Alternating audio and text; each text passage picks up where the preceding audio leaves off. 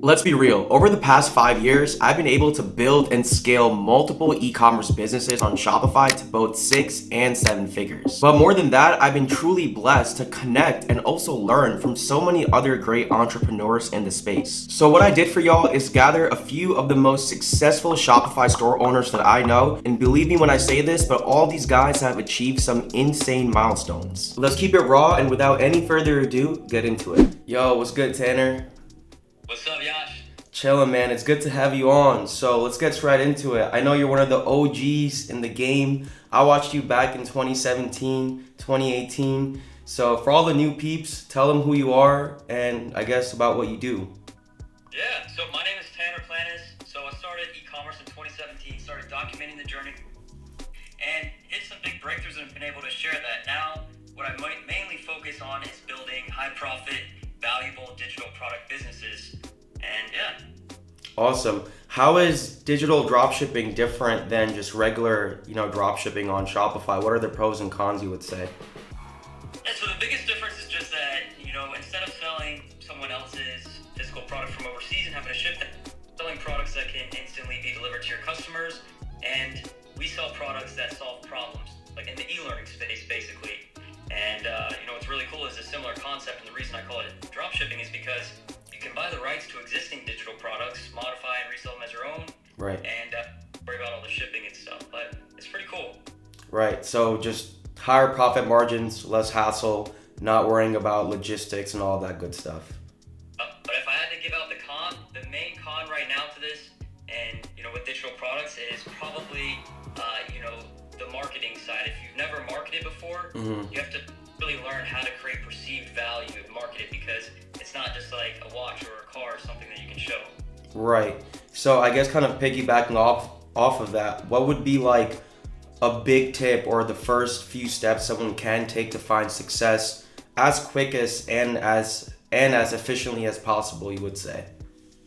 Yeah, so there's a lot of different tactics and things we could talk about, but I think the biggest thing that I wish I could tell myself when I was starting, and just e-commerce as a whole, and this applies to any business, is just focusing on an outcome that you have. Let's say it's to make $1,000 a day with the store, and then just the next step. Like, what is that next step? Is it, okay, figure that out and do it. Is it, I need to open a shop now? Right. Is it, choose a niche? What is that next thing? Because everything else in between, anything can happen. There's going to be problems, things that arise. So if you can just focus on the next action and not get distracted by everything else that could happen and will happen, then you're going to be able to make a lot of progress. Sweet. Okay. And I guess just any tip in general that you could give to the people. I know you've been in this game for about 6 years, 7 years now, maybe even longer, right? Yeah, it's about that time frame. If there was a tip, embracing the journey, bro. Like the ups and the downs. You're right. Because I used to get so frustrated with issues, and it would affect my whole day and mood and stuff. I'm like, everything's a part of the process. Like, you zoom out from a macro perspective, you're like, okay, this is it doesn't really matter. So anything that bad happens, any problem, I enjoy it. Same thing with the wins. It's all part of it. 100%, 100%. I know you always say consistency wins. What do you stand behind that, and why? Yeah, consistency wins. This is not the consistency shirt, but similar stuff. Yeah. And it's really just showing that, when you take consistent actions, it adds up to a result. But everyone's consistent in something. Some things are good, some things are bad. So consistency can win if you're following the right blueprint. And that's what it stands for. Sweet, man. Awesome. Well, hey, I appreciate your time, and I wish you the best of luck for all of your future ventures and endeavors, of course. Okay. I appreciate you. Appreciate if you're watching this right now. Make sure to like the video, subscribe right now, and good stuff. Yes, sir. Okay. Yo, what's up, Kyle? What's good? Chillin', man. Thanks for hopping on. So, tell the people about yourself. I know you've been kind of more low-key over the past year or two, so tell them how you got started and kind of what you've been working on over the past few years. Yeah, so I guess in summary, I've been building brands for the last 5-6 years. One of my biggest brands I built up to 1.5, 1.6 million a month. Sweet. So I built, a dozen of my own companies to multi-6, multi-7 figures a month. And now brands through my agency, Scale Brands. Same thing, usually partner with brands that are at that kind of 6-figure per month level, and we try to take them to 7 figures a month. Kind of using those same systems and frameworks that I learned from building my own brands. Sweet. So I also run a marketing agency, but I want to kind of hear your input. I know a lot of people are confused, and they might think one is right or one is wrong.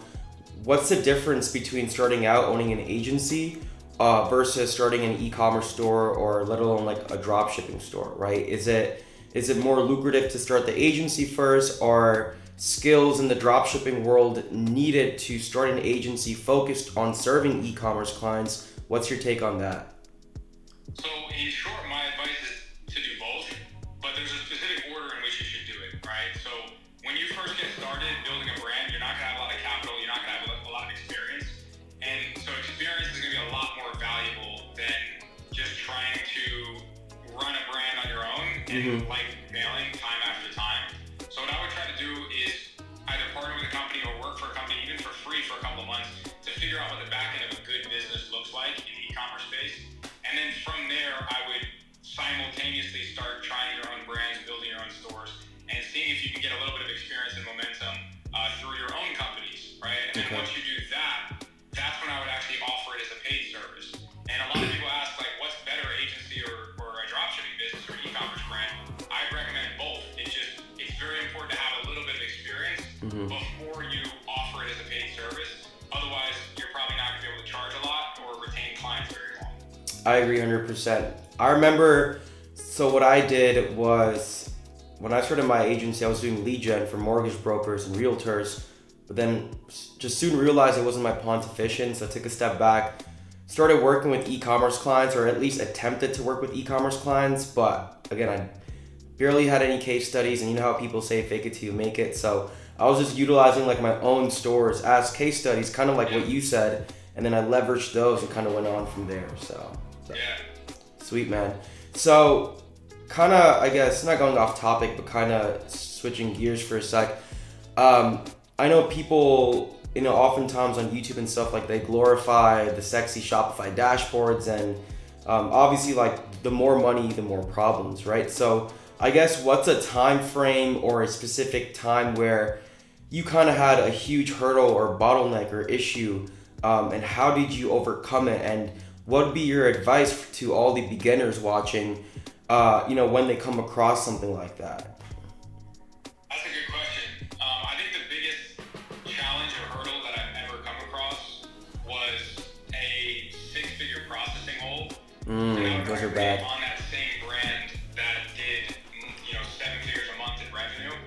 And so I guess what I learned from that is you want to have backups of everything, and you want to be proactive and not reactive in business. So you don't want to think, I'm going to worry about that when it comes. You want to expect a problem to happen and have the solution already lined up and ready to go in case it does. Whether it's a payment hold, whether your supplier runs out of stock, whether your website malfunctions or your checkout malfunctions, just figure out all of the core possible problems that can happen. You're never going to be able to prepare for all of them, but try to prepare for what you can without overwhelming yourself and without creating problems that don't exist, of course. But just be proactive instead of reactive, so that as long as you're resilient and you have the solution for whatever problem that comes across, or you just figure it out as it does come your way, as long as you're resilient, you'll figure it out. And you want to actually be open to experiencing problems, because problems are the opportunity to learn from mistakes and to improve and to get better and to make more money. So you don't want to necessarily try to avoid problems at all costs. Yeah. Sometimes the problem is the best thing that can happen for your business, right? Like when that hold happened, we got scrappy, we figured it out, and the next month we crushed it because of it, Right. No, I totally agree, and I don't think I could have said that better. So yeah, I appreciate that insight. And I guess lastly, just anything you want to kind of, have people hear. People are just starting out in the entrepreneurship game, in the e-commerce game. I know a lot of my viewers specifically are kind of in that stage. So just anything that you could drop in terms of wisdom or value, something that someone told you back then about 4 or 5, 6 years ago when you got started. Yeah, I'll share Mm-hmm. So the first one is find a winning problem, not a winning product. So too many people are focused and fixated on finding the perfect product without acknowledging the problem or the convenience that it provides to someone's life, right? Because your product's not going to sell unless it's convenient to someone, or it makes something easier, it makes something better, or it solves a core problem, right? So next time you look for a winning product, look for a winning problem instead, and then find the product that solves that, right? The second thing, which is very generic advice, but I think it's super important, is do not neglect your creative foundations or your content foundation. So nowadays, 2023 and beyond, your entire backbone of your business is dependent on content. Don't think anything otherwise. So focus on getting organic creators, focus on getting UGC creators, partnering with professional video editing companies, whatever it might be, but get your content squared away first, and your marketing and your growth is going to inevitably fall into place. The third tip is find a way or a method to hold yourself accountable to doing the things that you know need to get done for you to get to where you want to be, right? Because a lot of people think they have an information problem where they don't know what they need to do in order to achieve a certain outcome. But there's so much information out there that information is not an excuse. You can go on YouTube and you can find someone who shares a 0 to 100K a day case study, like on my YouTube channel, and you can use that exact same strategy and execute it. The problem is a lot of people aren't going to execute it because they're like, well, I don't know how to execute it. And the whole moral of the story is find a reliable place to get information and hold yourself accountable to executing that information. Because if you don't execute, you're not going to learn. If you just take notes all day and watch a bunch of YouTube videos, but you don't actually apply it, you're not going to learn anything, right? So find a way, whether it's a tax management system, a VA, a parent, a friend, find someone or something that can hold you accountable to getting the things done that you know need to get done, but that you keep putting off because it might feel overwhelming at the time. Agreed. No, that last one was definitely a gem, and I think that a lot of that is like the secret, you know? Yeah. So, sweet, man. Well, yeah, thanks for sharing all the insight, and yeah, we'll definitely catch up soon. Yeah, for sure. Appreciate it. Yo, Tan, what's going on, man? What's up, Yash? How you doing, brother? I'm doing well, and yourself? Doing well, man. Can't complain. Awesome. So yeah, I know we met some time ago, and you updated me on some of the things that you're working on. And by the way, I know you've been killing it in the YouTube game, but in case for those of you guys that don't know, go ahead and just tell people a little bit about yourself and what you do. Cool, man. Yeah, so I started off as a high school dropout, kind of learned about e-commerce, and from there I started a few brands, took those to a couple $1 million, and then started a YouTube channel trying to provide value to other people. So yeah, that's kind of my background here. Nice. And how long have you been in the game for, you would say? I would say about 7 to 8 years. Okay. So do you more so still focus on actual traditional dropshipping stores, or do you more so focus on actual e-commerce brands, white label, private label brands, you would say? For sure, e-commerce brands is my main focus right now. I mean, dropshipping is obviously a great way to get started, but if you want actual consistency, then brand building is the only way, in my opinion.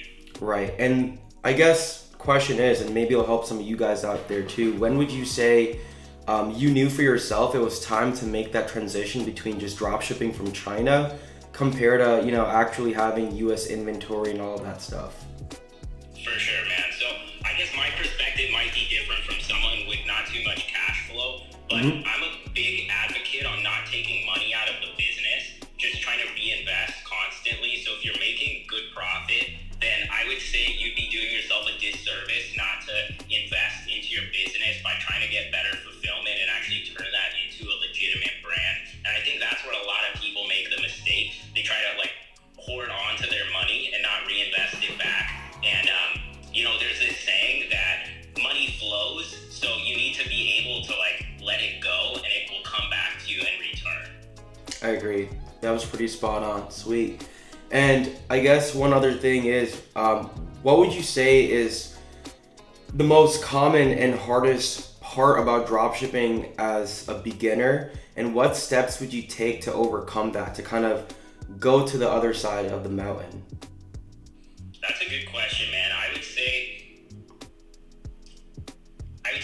getting a good, solid product is something that isn't that difficult. There's so many good products out there that you can test, but what makes or breaks a good product is the marketing and the offer behind that. So I would just say to get really clear on what your product is actually solving for people. So get a good solution that is providing value to customers. And then on the marketing side, make sure that you have content that properly portrays that solution and just really dig into those pain points. And I think if you can do those two things successfully, then you can pretty much take any product and turn it into something that's profitable. Right, okay. Would you also say the angle of that product is just as important? Do you think you can kind of revive older products that have done well in the market before just by picking a specific angle that hasn't been marketed towards before and really kind of just marketing towards a specific audience? Dude, 1,000,000%. Because this water bottle, yeah, you could sell it as holding water, but take for example, you come up with a totally new angle and this water is some carrier for some specific thing, then you're able to really get a whole different target audience behind it, and you're able to uncover these different pain points that have never been touched upon, and therefore your advertising is going to be much more profitable because that hasn't been seen before. Right. It's kind of like Liquid Death, if you agree. They kind of market towards a specific kind of people, more outdoors people, whatnot. So for sure, yeah. That's 100% spot on. If you're able to, take something and reinvent it, turn it to a different target audience, then I think that's amazing. And I think all beginners should be trying to think a little bit more outside the box rather than thinking hey, this guy has something successful. I'm just going to copy exactly what he's doing and hopefully I'll be successful as well. Absolutely. Sweet, man. And then the last thing, is dropshipping going to be dead in 2024? Where do you see dropshipping going in the next, 12 to 18 months and beyond that even? I mean, here's the truth, man. Dropshipping is a fulfillment model. So the fulfillment model isn't going to die out because no one's going to know whether you're dropshipping or not. Yep. But I think the standard mechanisms behind dropshipping, really crappy stores, it's going to continue to get more difficult and more difficult for those dropshippers because the barrier to entry is going up. This is obviously a validated market. There's tons of people like you and me who turn this into a profitable business. Right. And I think that's going to be the real differentiating factor. Maybe some people are going to be able to be successful with that standard model of dropshipping, but I think you just need to keep following the trends, and the trends right now are building real legitimate brands that are creating value for customers, and that's going to stay forever regardless of the fulfillment method. That was spot on. You couldn't have said that better. Awesome, man. Well, hey, thanks so much for the insight and for the value, and I hope to see you sometime soon, brother. Absolutely, man. Nice chatting with you. I hope this was valuable for everyone. All right, so we got one of my close friends, Justice, over here. Justice and I have been friends for a little bit now. I know he's not on YouTube and stuff like the other guys, but he has some great things going on for himself. So, my man, take it with the floor. Tell them who you are and what you do. Yeah, so my name is Justice Jubilee. I own an e-commerce clothing brand, pretty much in the basketball streetwear space. So, t-shirts, hoodies, shorts, or in the basketball culture, themed and everything. It's called Bucket Culture. We've accumulated probably right now over 100K Instagram followers and done multiple millions in sales so far. And yeah, that's my main business. I also do some, I'd say, high-level consulting. Clothing owners, helping them start and scale their brands as well. Nice, bro. So I know you told me, if I'm not mistaken, you also were dropshipping a little bit back then. And I know most of my audience is dropshipping focused, but a lot of people are also interested in starting their own clothing brand and stuff. But I guess we'll kind of get into that in just a little bit. But like I was saying, I know you touch upon the surface of dropshipping. So what made you go into clothing instead of just dropshipping products like most beginners out there do when they are starting in just e-commerce overall? Yeah, so I started e-commerce journey in dropshipping actually initially back in 2017. I sold one watch that was gonna be $1 million in the next week, and it didn't work out. Yeah. So from there, I kind of tested a couple of products. Back then, I didn't know what I was kind of doing. Like I said, my first time touching e-commerce, I did a lot of things wrong. And I kind of shifted my focus like on something I'm more familiar with. So back high school, I played basketball my whole life. Right. You know, up to high school pretty competitively. College just played for fun and stuff. So I shifted my focus on something I'm more familiar with, which was basketball space. I thought, how can I combine this into a business? And that's why I kind of fell into the print on demand rabbit hole. And from there, that's kind of was my first step into clothing. And POD, if you guys aren't familiar with POD, it's print on demand, pretty much like a similar format of dropshipping, but with clothing, where you don't hold any inventory, just upload your designs on the t-shirts. Right. You could always come in, from the fulfillment center, print and ships everything out. And that's where I got my first momentum, getting that. And now we're got to the point where we have on warehouse space, stuff in stock. It's more built out. But that was my first step into the clothing brand space. Right. So again, I know you hoop and stuff, and used to hoop back then, especially. And I know it's something that, you know, you've always been passionate about. So do you think, because that's something you're so passionate about and have always been passionate about, you kind of seen more of a success because you kind of went through with something that you're more knowledgeable about? Yeah, 100%. I think it definitely, I think for anyone, it'll give you an edge if you know something you're passionate about, because not because you're passionate about, but more so because you know the audience. Like for me, I know what like, I know what they wear, what they look like, but how they talk, all that stuff that you know about a certain niche or topic. Right. That just makes it that much easier to sell because you're the customer, you know. And that can be, you know, with anything. It doesn't be basketball sport. It can be literally, if your hobby is, you know, painting, you know what that person is and that whole archetype is for that customer, because you're that customer, you know. And that made it a lot easier to make products to market to them, because I knew their voice, knew exactly who they were pretty much to sell to. True. Okay. And like I was saying before, a lot of people want to get into clothing because obviously it's super dope. You know, people can rock your clothing, you can rock your own stuff. In like a very brief 3-step format, what would be like 3 actionable steps people have to take to start a clothing brand? Like obviously they gotta open up, you know, a Shopify storefront and stuff like that. But besides that, what else would you say are the most, I guess not only the most important, but the first 3 most important actionable steps that people can take? Yeah, I think a lot of people get this backwards. So a lot of people that we work with and I've seen, when they first start clothing, they make a product first. I think that's probably not the last thing you do, but the first thing I would do is pick an audience. Pick an audience. Build a product around it, because you can build a product, but if no one's gonna buy it, only you like it, you're wasting your time, money, and energy. Right. If I was to start over, I would definitely pick, and if anyone started, I would pick an audience first, whether it's, you know, entrepreneurs, you know, gym bros, gym guys, or, you know, high ticket, you know, higher level elegant people, or whatever that niche or audience you want to go for. Right. Think about them first and then create a product around them. Okay. That way you know you have an audience, you have a community, you know exactly who you're selling to. Where you start from scratch, you have a cool design. It's very hard to know exactly who you're selling to and create an angle where you can be competitive in the space. And that's the main, it's a super competitive, saturated space, but if you can focus and narrow down instead of going super broad, you'll find a lot more success earlier on. Like I would focus on audience, then product, and then how you're gonna market it, in that order. Okay. Once you have the audience and the product and they're meshed, connected properly, the marketing's that much easier. And like I said, you don't spend money till you do the marketing. So I have everything set up before you waste money with marketing. Right. Would you say TikTok or Facebook or any other platform is like the biggest free when it comes to running paid ads and seeing a profitable return on it? Yeah, paid ads for us, I mean, I think organic, obviously TikTok is king. Like I've seen people grow their clothing brands like from scratch. Organically, just from TikTok alone. Just by if you're good at being in front of the camera, talk about your story, show the behind the scenes, show you printing labels. Yeah. TikTok loves that, especially from the clothing brand space. People just want to support you. I can name like literally 5 brands off my head that literally have gone viral for that reason. Right.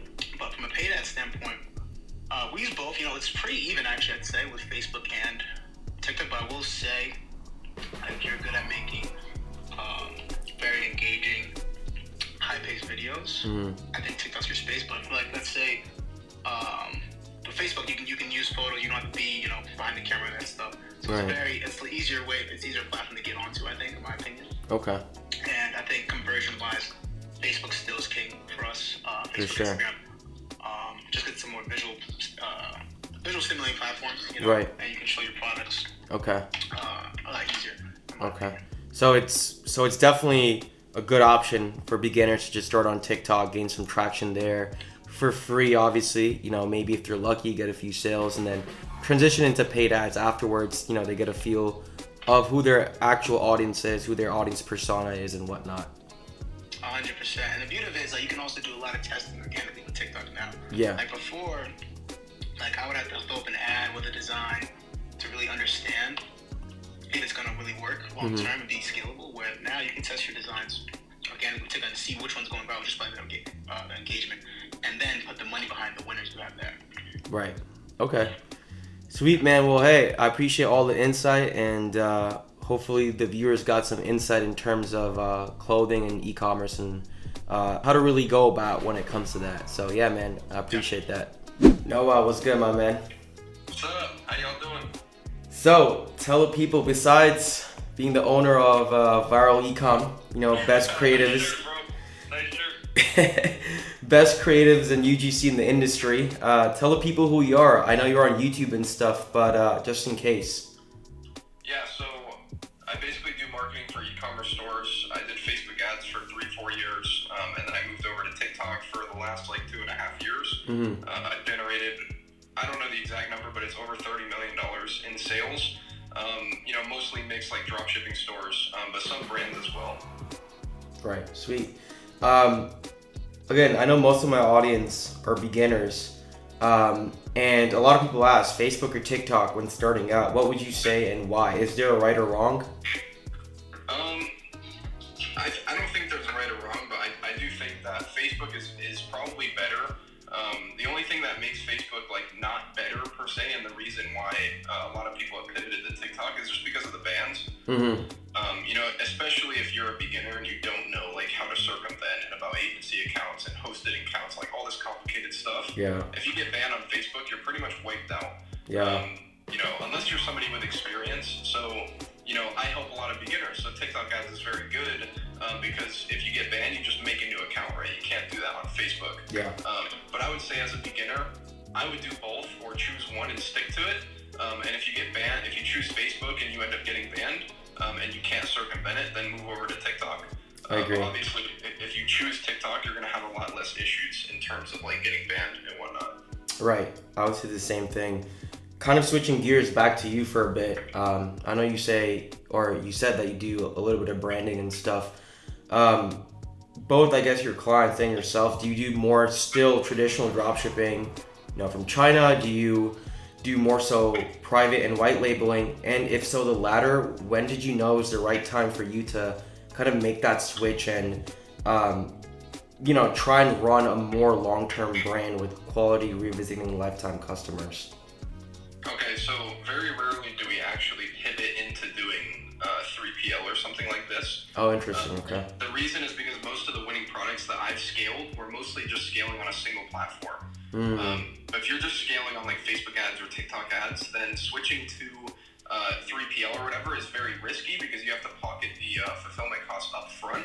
Right. And if you get banned or if your ads stop optimizing or there's a million things that can go wrong, then you lose a ton of money on inventory. So usually what I'll tell people is just stick with dropshipping 100% if you're relying on one platform. And until you're on multiple platforms and your sales are diversified, you shouldn't be getting into 3PL and bulk ordering and these types of things because your sales can disappear overnight. I agree. Okay. Any tips to kind of at least try and have that longevity a little bit longer for a winning product? Yeah, obviously I do everything that I can in my power, but sometimes ads just die out. But obviously, cycle in new creatives, launch new campaigns, always be active in your ad accounts. Paid ads are very, very unpredictable.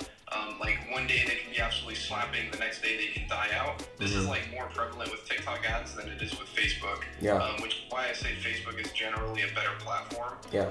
It's more consistent, it lasts longer, these types of things.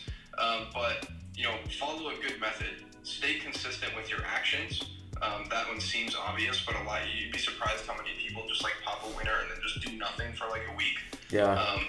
So just do things every day, improve it, cycle in new creatives, maybe iterate the website here and there. If you see that it's dying out, you can make changes to try to bring it back. At the end of the day, everything dies out though. Even brands struggle with paid ads for this exact reason. Yeah. Just because ad platforms are just inconsistent like that. Correct. Sweet. And I guess this is kind of, lastly, this is kind of the concern and I guess question every year, especially as we get towards the end of the year. Dropshipping in 2024, what's different, what's the same, or what will be different, what will be the same, and what should people know? We're still a ways away from it, but I think right now the biggest thing for dropshippers is to get very, very aware of like all the products that are out there. Yeah. Because the biggest thing that I see people messing up on is like they'll come into dropshipping and they'll just start testing products when they're not really up to speed with like what's saturated, what's new, what's old, what are the current winners out there that are making money right now, what are the past winners that have made money. Like, I think everybody needs to answer this question, and the only way to do it is to do a ton of product research. So 2 years ago, you didn't have to do this. You could pretty much test 10 random products and it would work out decently. But now it's incredibly important because there's so many people drop shipping that it's like almost every single product is like, somebody's tested it, or like hundreds of people have tested it. Right. Another thing that I noticed that is happening is diversification in your advertising platforms is going to be like the number one strategy of dropshippers in the next year or two.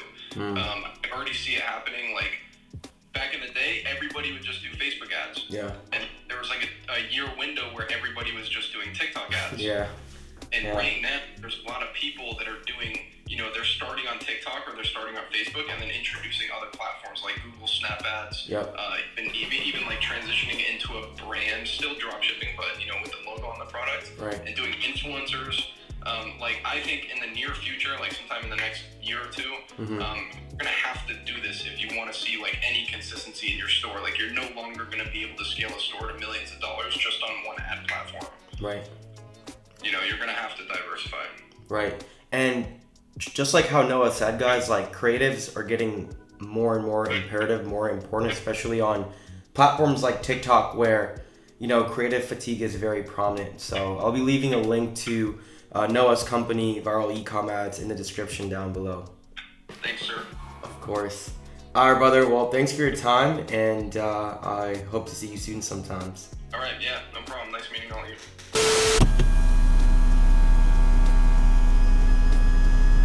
On to the next one.